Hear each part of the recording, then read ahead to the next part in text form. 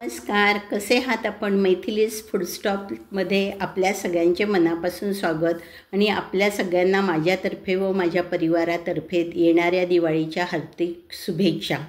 नेहमी फराळाची सुरुवात ही गोड काहीतरी करून करावी. खरं तर करंज्यांनी करावी, पण ते खूप दिवस राहत नाहीत, म्हणून मी आज चिरोट्यांनी सुरुवात करते. 1-2 व्हिडिओ माझ्यातनं स्किप झालेत आणि मला गावाला जायचं आहे आणि एकाच दिवसात सगळा फराळ बनवायचा आहे. त्यामुळे मी तुम्हाला इथं साहित्यकृती व्यवस्थित लिहून दिलेली आहे, ती तुम्ही वाचू शकता. 2 वाटी मैदा घ्यायचा आहे, तो पण बारीक मैद्याची आपली सपिटाची चाळणी असते तिनं चाळून घ्यायचा आहे. चिमूटभर मीठ, 1 चमचा छोटा वेलची पावडर त्याच्यात घालायची आहे. 6 ते 7 चमचे चहाचे कडकडीत तापवलेलं तूप त्याच्यामध्ये घालायचं आहे. इतकं तूप घालायचं आहे म्हणजे कडकडीत करून की मूठ वळली गेली पाहिजे. सगळं छान घालून घ्यायचं आहे. त्याच्यात 2 ते 3 चमचे बारीक रवासुद्धा घालायचा आहे आणि सगळं पाण्याने छान कणकेसारखं भिजवून घ्यायचं आहे. अतिश्रम घ्यायचे नाहीत, खूप घट्ट भिजवायचं नाही, कारण रवा असल्यामुळे कणिक आपली म्हणजे जे पीठ आपण तयार केलेलं आहे ते व्यवस्थित होतं.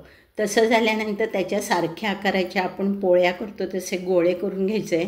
प्रत्येक गोळा इतका पातळ लाटायचा आहे की खालचा पोलपाट दिसला पाहिजे, ट्रान्सपरंट असा पोलपाट दिसला पाहिजे. इतक्या पातळ सगळ्या लाटून झाल्या. आता माझ्या 2 वाट्यामध्ये जवळजवळ 15 पोळ्या झालेल्या आहेत आणि मी 5-5चे 3 सेट केलेले आहेत.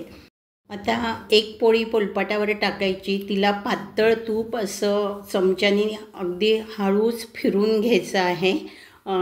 त्याच्यावर थोडासा मैदा भुरभुरायचा. दुसरी पोळी टाकायची, परत सेम करायचं. तिसरी पोळी, अशा 5ही पोळ्यांवर पातळ तूप असं लावून घ्यायचं आहे. सगळ्या बाजूनी व्यवस्थित लावून घ्यायचं. थोडासा मैदा भुरभुरायचा आहे, जास्त नाही, आणि घट्ट रोल करायचा आहे, म्हणजे हवा नाही गेली पाहिजे. असं कडेने सुरुवात करायची, रोल करायचा, तो सारखा करायचा आणि त्याच्या सारख्या आकाराचे परत लाट्या करून घ्यायच्या.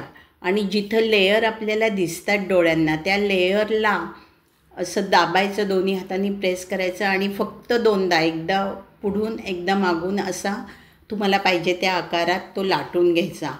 पहिल्यांदा असे एका रोलमध्ये माझे 10 झाले अशा छोटे छोटे. आणि लगेच मग तेल गरम करायला ठेवायचं. गरम तेल झालं की छोटासा गोळा टाकून पाहायचा. जर तो हसला नाही, फसला नाही, तर याचा अर्थ आपले चिरोटे पण असे हसणार नाही आहेत, छान मस्त दिसणार आहेत. मग 4-4, 5-5 जसं एकेका ह्याच्यावर चिरोट्यावर तेल उडवायचं आहे असं, आणि मग तो वर फुगून आला की दुसरा टाकायचा. असे करून सगळे तळून घ्यायचे. तळलेला घाणा एखाद्या तव्यावर किंवा ताटलीत काढून घ्यायचा. गरम असतानाच त्याच्यावर पिठी साखर भुरभुरायची आणि थोड्या वेळाने एका ताटलीत चाळणी ठेवून तो उभा ठेवायचा.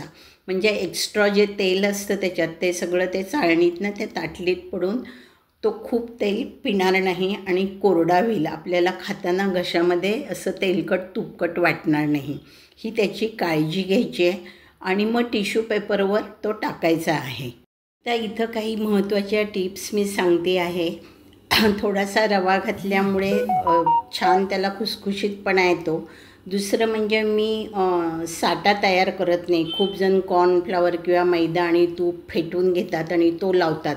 त्यानं काय होतं, तेलामध्ये खूप ते पीठ येतं, म्हणजे त्याचं, आणि सगळा फेस येतो आणि खूप मग ते तोंडामध्ये आपल्याला जाणवतं खाताना. म्हणून मी फक्त पातळ तूप करून घेऊन तेच लावते. माझ्या मते कोणीच ही टीप तुम्हाला सांगितली नाही किंवा कोणी घालत नाही, मला काही एवढं माहिती नाही. पण जी मी आत्ता तुम्हाला पुढची टीप सांगितलेली आहे तिनं टेस्ट अगदी अप्रतिम येते. दुसरी गोष्ट म्हणजे खूप वेळ भिजून ठेवायचं नाही आहे. 15-20 मिनिटांनी लगेच करायला घ्यायचे आहेत आणि पेशन्स ठेवायचे आहेत. घाई गडबडीत मोठ्या फ्लेमवर अजिबात ते तळायचे नाही आहेत. आणि सर्वात महत्त्वाची टीप म्हणजे आपण जेव्हा मैदा भिजवतो त्याच्यात कडकडीत तूप घालतो, सगळ्याला कालवतो, तेव्हा 2 चमचे घट्ट साधं दही, साईचं नाही, त्याच्यामध्ये मिक्स करायचं. त्यामुळे आंबट गोड चव खूप छान येते. पाकातले नसेल करणार तर ते कमी गोडीला असतात, पण टेस्ट खूप अप्रतिम लागते त्याची. हे बघा किती सुंदर झाला आहे. हा तुम्ही पाकात टाकून पण करू शकतात, पण मला जास्त गोड नाही, पिठी साखरेचे आवडतात. आवाज आहे का, एकदम भुगा झाला आहे बघा. आणि आपण साठा न वापरल्यामुळे जास्त तेल त्यानं प्यालेलं नाही आहे. बघू शकता तुम्ही इथे एकदम त्याला किती हे फुटलेत बघा. पापुद्रे पण तुम्ही बघू शकता, लेयर.